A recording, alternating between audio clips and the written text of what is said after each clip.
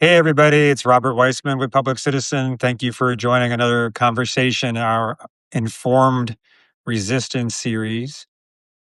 Today, I am thrilled to be joined by my friend and colleague, Bill Hartung. Bill is a senior fellow at the Quincy Institute.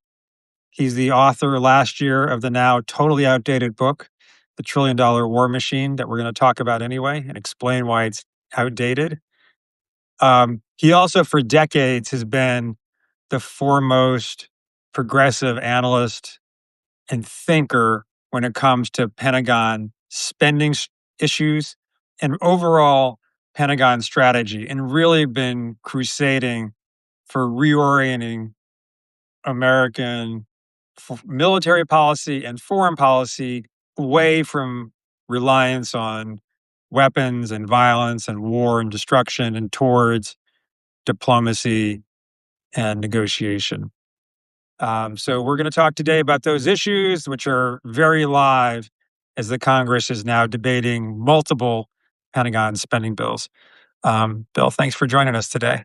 Well, it's an honor. I mean, you host people over Pentagon and Savannah Wooten and Sanjeev Barry are leading the fight. So, that's the least I could do. Well, let's start by plugging your book, which I unfairly disparaged at the outset. $1 Trillion War Machine. What are you writing about in the $1 Trillion War Machine? What is the $1 Trillion War Machine? Well, I should start by saying I didn't want to do the book because I was like, I've been writing about this stuff for decades. Nobody's listening to me. And then Ben Freeman, my colleague, I was visiting him in Florida and he said, Bill, I have this great idea for a book. And it was just what the publisher asked me that I was debating whether to do. So we agreed to do it together. And then we signed a contract. 3 months later, Ben and Anna had their second child. And I think Ben thought he would just keep writing, 2 kids in diapers, no problem. So there was 3 months there where he was busy being a father, which should take precedence, obviously. And I was freaking out, just writing nonsense. And then when he came back, he fixed it. Also, he knows everybody in creation, either through his poker game, CrossFit. So he was interviewing lobbyists and I don't know who. And also he's more level headed. So my head would explode. He would make it intelligible again. So it was a very pleasurable experience. And it came unfortunately at the right time. I mean, usually people only want to talk to me when things are going very, very badly in the global scene. And unfortunately, this is one of those times. But we have solved the $1 trillion problem, which, when we did it, when we thought $1 trillion was off in the future when we conceived of the book. It was already over $1 trillion when the book came out. Now, of course, our narcissist in chief wants 1.5 trillion. So we're starting a sticker series, and you can just pick a number and put it on the book. Could be 0, could be 750, it could be 1.5. I'm thinking, like, do a Seinfeld thing, like do the opposite, like since they never listened about, how about 3 trillion? And the Pentagon will be like, maybe we should cut it. Hartung thinks we need 3 trillion. So anyway, the sticker series is a separate matter and it's to be delivered, but I think we're going to charge more for the stickers than for the book because, I mean, reading books is kind of old school. Yeah, there's still a way to convey ideas. I worry about sort of throwing out the high number and thinking you're being sarcastic because you may just find out that you were No, for telling the truth. no, it's like people. But let's step back. Yeah, go Let's ahead. let's step back for a second to people who aren't part of our ongoing conversation. Just actually, the $1 Trillion War Machine. You're writing about the Pentagon budget, Yes. and Well, and you wrote, and so the book published last year. I don't know exactly when you started working on it, but tell us about sort of going backwards from before the book was published. Why were you talking about $1 trillion war machine, and what were you documenting in the book? well, now, well, certainly with what Trump is pushing and with the separate Iran war budget, and of course with all the military related stuff, we're spending more on the Pentagon and military related things than at any time since the height of World War II. At the same time that we've got the big ugly bill gutting domestic programs to a degree we didn't think possible. But when we were starting the book a couple of years ago, a trillion was like the dream of the hawks, like the upper limit. And now there seems to be no limit. And of course, if you fight stupid wars and enable genocide, you're going to run low on ammunition. So now it's like, oh, gee, we have no ammunition. Let's double the size of the military industrial complex. And it's not like any of these conflicts are making us safer. So the complex is sort of demonstrating why it's dysfunctional, but these kind of leftover myths about, you need more for defense and spending more as an insurance policy or, the demonization of others and kind of whitewashing our own issues. All of that is getting in the way of what should be an easier fight to reduce this. But I'm quite pleased that there's people both trying to cut the regular Pentagon budget and this maneuver where they want to get some of it through reconciliation, which you can decide whether we should spend time explaining that, but a separate maneuver that might be blocked. So I would say we're finally getting our footing. We're up against a lot of money, a lot of power, a lot of lies, a lot of nonsense. But I'm quite impressed, especially with my younger colleagues, because they get it. And thankfully, they have more energy than a 71-year-old white dude sitting in Manhattan. So I think we have a shot here to really start turning this around. So, one of the confounding and challenging things about trying to block increases and then actually reduce Pentagon spending is breaking through with what's been normalized at the scale that's being spent. So you just said something that's so important. Like the $1 trillion level, let's forget about where they're going, but where we're at, people should understand is we're spending $1 trillion in this fiscal year on the Pentagon and related programs, Well, the problem is which we could succeed, in an amazing way, like block 400 of the 500 billion, and they'd still end up with a 10% increase on an obscene budget. So in that sense, people need to understand where we are starting from. right. So the $1 trillion is about half of everything the government spends. It's not, in the non discretionary space, Social Security, Medicare, Medicaid. Um, and it gets very little examination, just happens in its own bubble. I mean, there's a fight about how the money is allocated between different weapon systems or priorities, but the money, given how that it's like half the effective budget, is barely quibbled over. Yeah, How does no. that come to how does that come to be? Well, I think, you've got hawks who truly believe we need to spend more. They also happen to be lining their pockets, so which comes first? Then you have progressives who feel compromised because they don't want to vote against jobs in their district. But people have done it. John Tierney, when he was in Congress, head of Council for Livable World, he stood up to Raytheon. Tom Andrews in Maine did the same. Sarah Jacobs, San Diego's a floating naval base. She stands up on certain issues. So it can be done, but it's a minority of folks. I mean, even Mark Pocan, who's carried some of our bills to cut, he said there's a company in his district that makes some tiny little widget, and they're always in his face. If you cut our widget, won't get built, and you lose like 3 jobs in your district or something.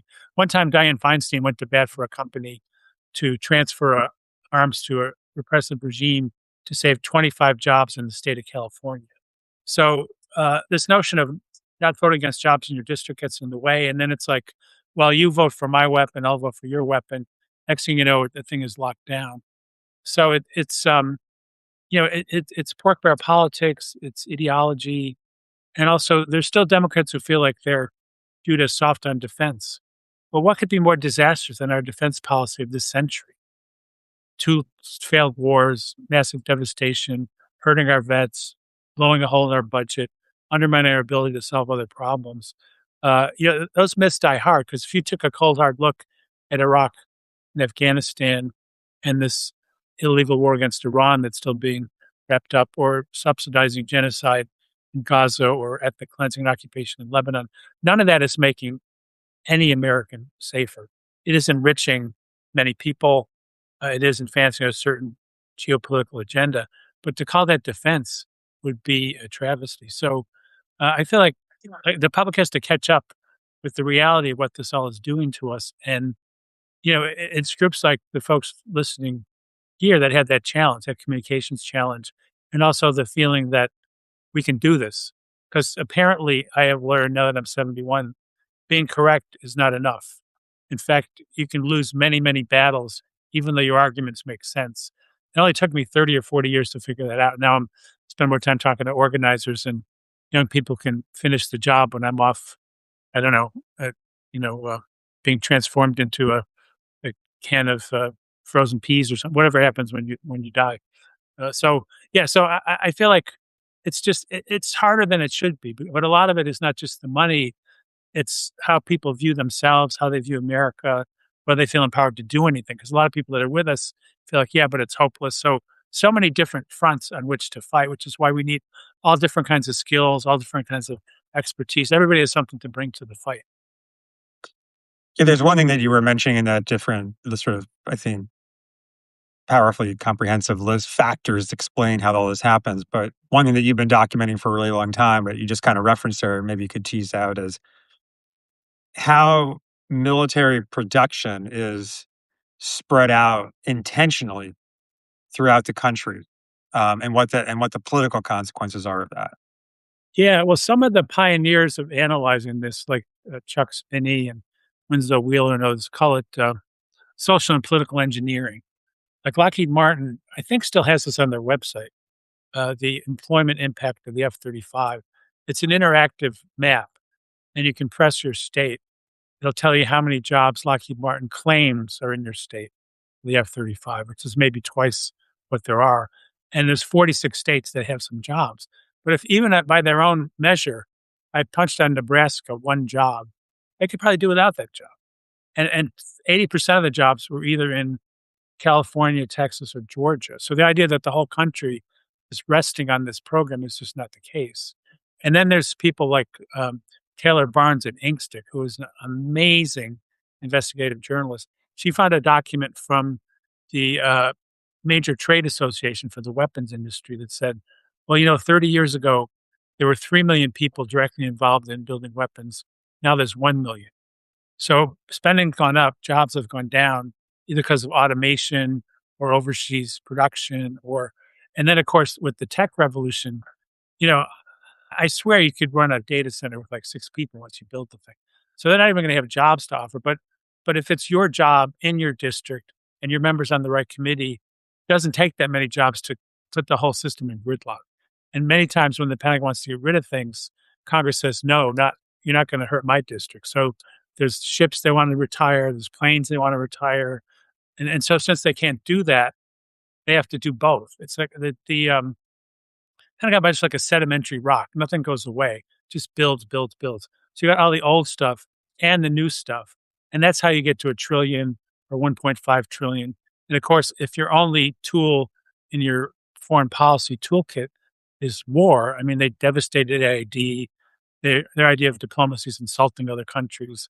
Then there's no end to what you could spend because they're trying to do something that's impossible. You cannot provide global security through the barrel of a gun. You can, though, enrich a lot of people, and that they've been quite effective at.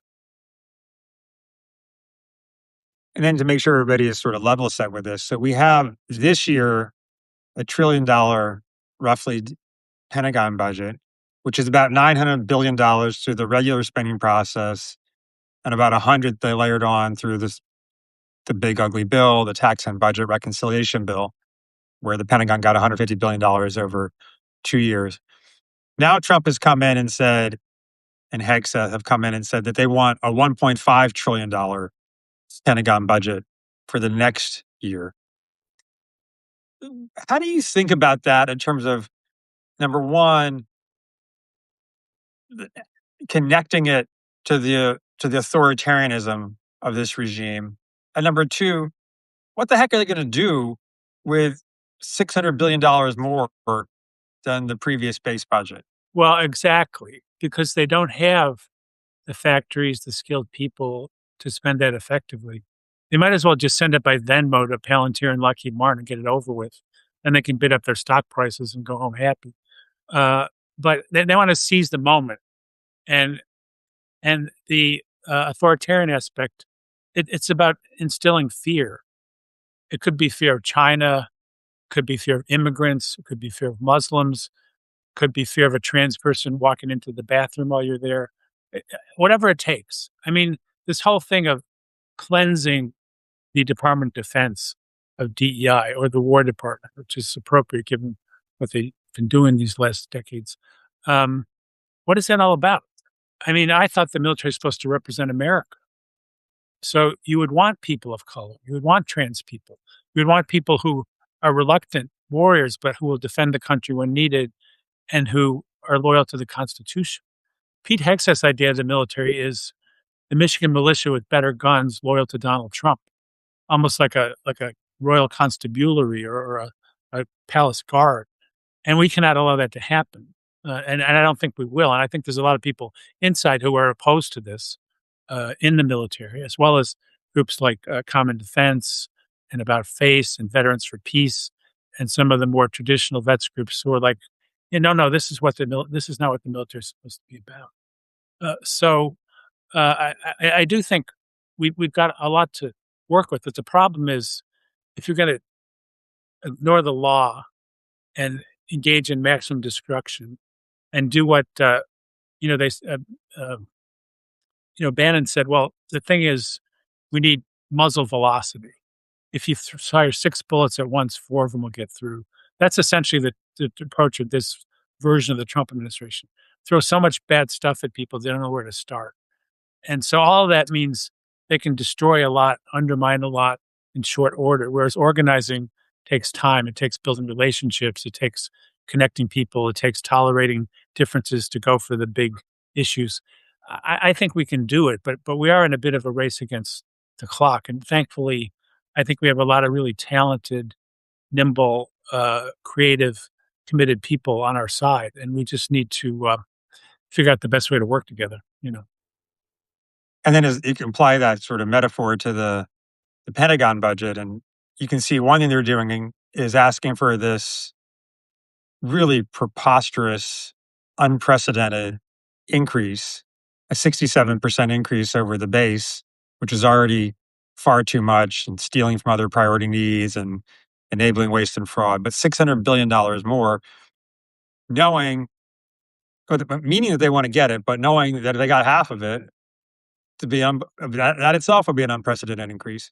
And And then that's also, yeah, using like this um, very complicated set of maneuvers to ask for at least 3 separate increases to the budget, all instead of just one in the course of the normal yeah, appropriations yeah. process. And that's not all because the venture capital firms in Silicon Valley are also investing in militarism. So that's private capital that could be better used. The sovereign wealth funds of UAE and Saudi Arabia are investing in things like, a drone company that Don Jr. is on the board of, or pouring money into defense startups in Silicon Valley. So there's this huge wave. And of course, when these VC companies invest, they want those companies that they put the money down to succeed. And success is getting a big fat Pentagon contract. So now you've got the manufacturers lobbying for more money. You've got the VC companies lobbying for more money. You've got the Gulf states lobbying for more money. You have Israel trying to do this end run around military aid by doing this integration into the U.S. defense industry, kind of a merger of the two. There's just a lot of moving parts. But I was doing election, not election. I was seeing how the polls were going the other day. I had already voted, and this wonderful young woman in my neighborhood said, "Bill, could you explain this Israel-U.S. You know uh, military-industrial integration thing to me?" And I said, "Well, you came to the right place because my colleagues Steve Simon and Freeman have been working overtime on this." But the fact that she doesn't work on foreign policy. So the fact that she had that question, I mean, granted, it's Manhattan, Yeah. she's a smart kid, whatever. I found that promising. I think there's just a different level. I think because of the ceasefire movement, because the genocide, and prior to that, the war in Yemen, these big things you can't look away from, just awful humanitarian crises where our tax money and weapons built in our country have been at the center of it. I think it has awakened an interest in foreign policy that's different because they always say elections are bread and butter. And in this case, it's both, of course, because they're stealing from the domestic side to do this. And the Project on Government Oversight did a study where they said, well, what about the other costs of militarism? Like, you know, spending on veterans and the share of the debt that goes to pay for past wars. And that'll add another 500 billion on top of all this. So we're just we've created the garrison state that Eisenhower feared, and we're undermining everything else. Things like climate and pandemics. if Trump has his way, we'll spend less in the next year on the EPA and the Centers for Disease Control, which deal with climate and pandemics, than the first week of his illegal war on Iran. Now, that is just absurd and obscene, and yet it's happening. And so I think people aren't going to stand for this, but we need to pull together, which means just washing away all the divisive rhetoric, not just between right and left, but within the left. Like, if I'm only for 22 of your 23 objectives, work with me anyway. I mean, we've got stuff to take care of here. It doesn't mean the other issues get thrown under the bus. It means we come together in a moment of global emergency to go after the big problem. But it doesn't mean we don't deal with gender issues and racial issues. It just means we agree that there's a bigger problem here that we have to solve, which is if we let them control our budget, our economy, our democracy, nothing we care about can get done. And so that's different for people. That kind of coming together, some of the risks we may have to take. Frankly, anybody doing anything is a good thing. There's probably tens of millions of people in this country who are still like, I don't know what to do. I don't have an answer. Well, neither do I. But I know that if more of us are in the fight, our chance of figuring it out is better. And everybody's got to decide what they can do. But everybody knows different people, different institutions. They're a different resource for the movement. So I'm hoping to really get a sense of we're all in this together, and also there can even be joy in the struggle. I mean, it's actually better to get together with people and fight for the right thing than to work for a robot. Just saying, you know. We'll do another podcast about that one. And then just to come back on the Pentagon money, I think one of the takeaways is, yeah, like all these details matter, but not to be overwhelmed and not to be fooled either. Like all this has to be resisted Yeah, no, because I they don't think really care. They don't really care if they get the money and from bucket one, bucket two, or bucket three, which we don't even need to talk about what those different buckets are. They just want the money, and we right. make And to make sure they and the don't get thing it. is, we may not win on all three fronts, but we're building for the future. If we block the 300 billion that's coming through reconciliation, if we whittle down or stop the war budget and they still get a little money, that's that's job one. And then we fight again next year and the next year and the next year.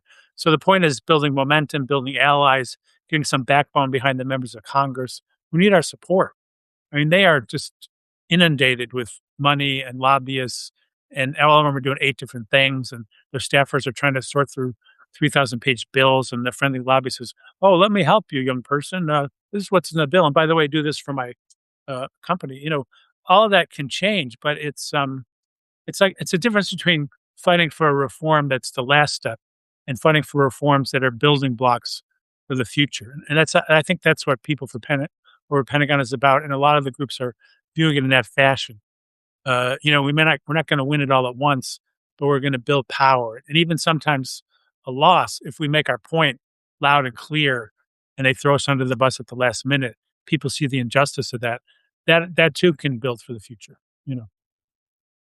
Agree, although hoping for some wins. And then just for people listening who don't know this, so you referenced it, Public Citizen runs and shepherds and coordinates the People Over Pentagon Coalition, which is focusing on Pentagon spending.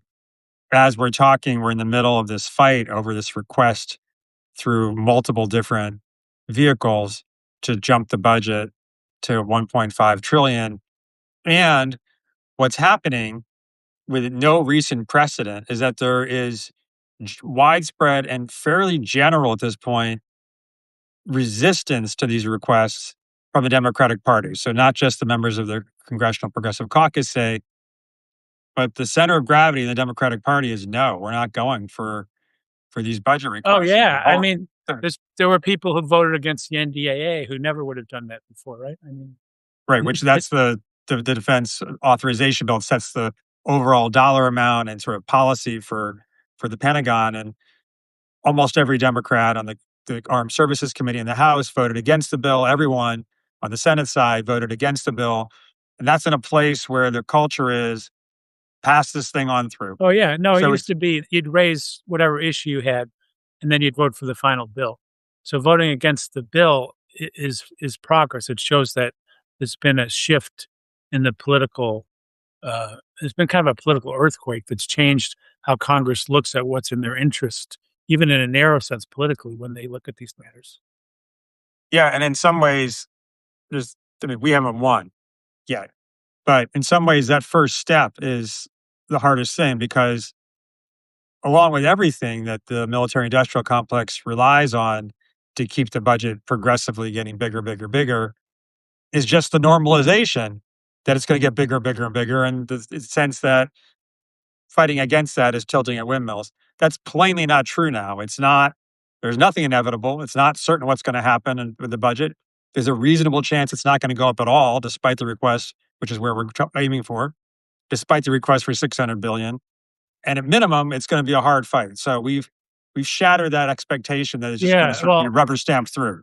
I think there's a course in political affairs where suddenly doing the right thing becomes cool. Like I went to Columbia in 1973 thinking it was going to be this big radical campus. No such luck. We couldn't get arrested. But then we started the South Africa divestment campaign. Huh. It was kind of cool again. And people were doing it and like you couldn't really defend the apartheid regime. That was a tough sell for the other side. Um, and so I think if people realize it's okay to stand up on this, it's okay to raise your voice, we could actually win. Then you can get a surge of interest in a relatively short order when it seems like a small groups and laboring in the vineyards forever, and we're not. It's like the myth of Sisyphus. You're pushing the That's stone right. up the hill, and it's rolling back on you, and you do it again. But we're going to get over the hill and over the hump and start going down again because people are going to join us because they're going to think it's the thing to do. But the only reason it's the thing to do is because so many people have worked so hard in the shadows all these years, so that when the moment came, we could rise to that occasion. And that's a perfect stopping point, and we should stop. But I really want to cover one more thing, so we won't.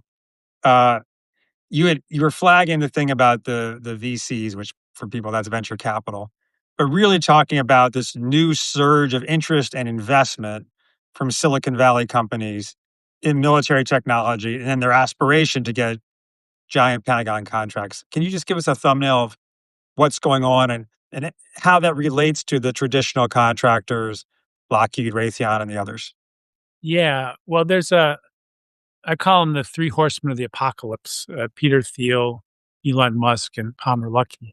There's probably other horsemen. Those are the three that I know who I deal with. And not only do they want to get all in on military tech, but they kind of look down on the legacy companies.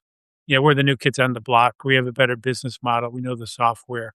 Let's give Lockheed Martin a lifetime achievement award and get out of the way so we can take in the money. Of course, if you spend enough money, you can feed both groups, which is what Golden Dome is all about. The hardware will be the old companies and the software will be the new companies. But so there's danger in that technology and this notion that technology will save us, which it has not done in Vietnam or Iraq or Afghanistan or with Reagan's allegedly perfect Star Wars, nor will it with Golden Dome. But that notion that American technology is going to make the difference dies hard. All we're going to do if we throw money at technology is have an accelerated arms race with China. And China's not Iraq or Afghanistan. They have a technological base.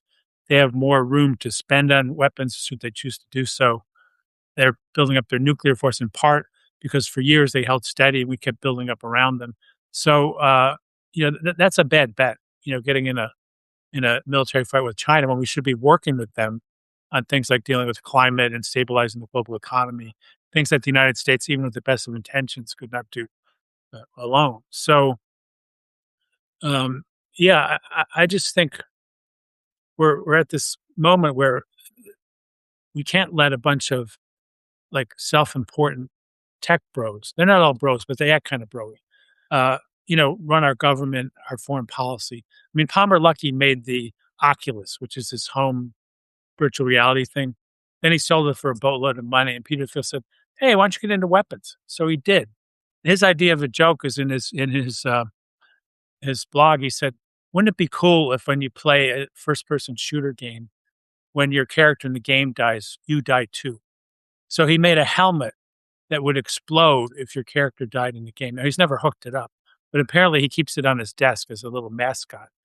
And he goes on TV and says, "Oh yeah, we're going to bury China." These are not people you want making your foreign policy. And yet they're deeply embedded in this administration through J.D. Vance, who was groomed in Silicon Valley, through the people who are in the administration from Silicon Valley, through the money that people like Musk threw in, through the Doge, which devastated large parts of our domestic economy on behalf of the tech sector. So it's deep in, but the problem is, or the challenge is, we might get the worst of both worlds because they're embedded in the executive branch, but the legacy companies are embedded in the Congress because those weapons exist, those facilities exist, and so they're going to have a hard time getting rid of them. So the nightmare scenario is they pay off both. You build the new tech, you build the old tech.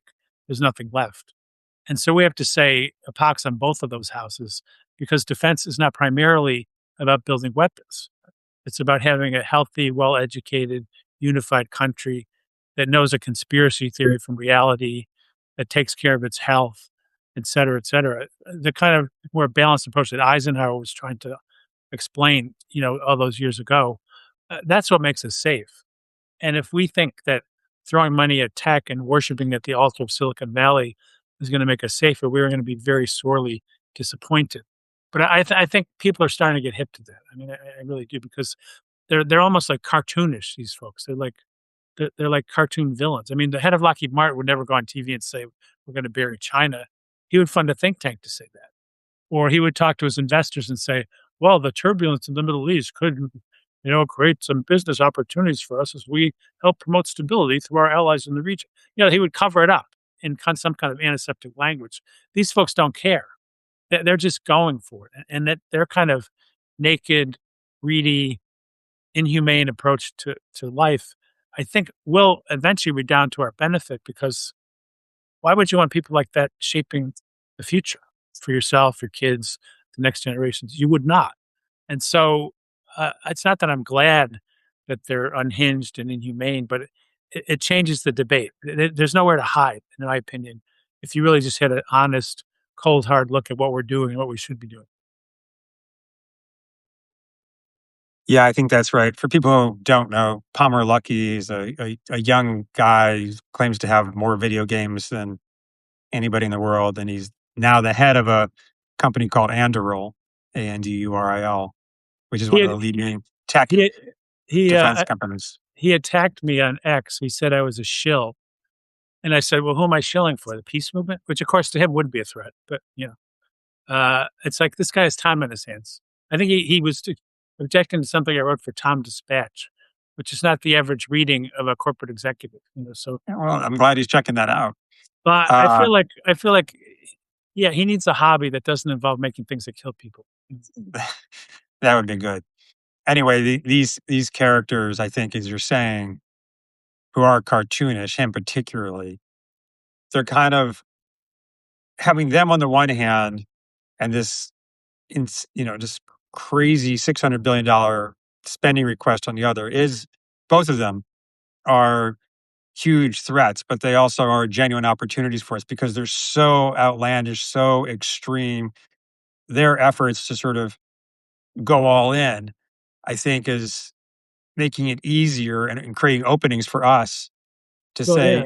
say, Absolutely not. None. No, not a little Well, bit of what they want, none of what they want." no, I think the greed quotient's never been higher, and the justification for what they're doing has never been weaker. So this is our moment. All right. We're going to end with that. This is our moment. Thank you, Bill Hartung from the Quincy Institute. Joy to talk to you as always, and just Well, appreciate all you're the you've one. done. You're the one who explained everything. If it was up to me, no one would know what's the people over Pentagon, how does the budget work. Without you, the whole bones of the thing would have fallen apart. So I appreciate it. All right. Thank you, everybody. It's Robert Weissman with Public Citizen. This has been another in our Informed Resistance discussion series. We will be back again with you next week. Thank you all. Thanks.